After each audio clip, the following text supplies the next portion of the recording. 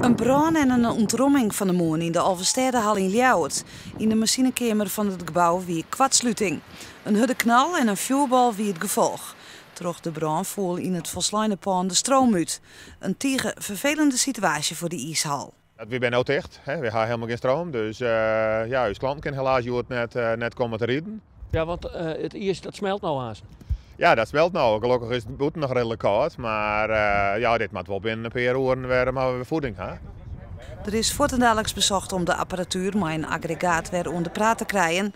Want hoe langer het ijs taait, hoe slimmer de situatie. Op een gegeven moment is het wel vervelend voor de beleiding en de kleuren die we erin lezen. Hè? En die was net kwijt, want dat is een beeld voor werk om dat er weer in te krijgen. Dat kwaliteit is net zo'n punt, maar die beleiding wel.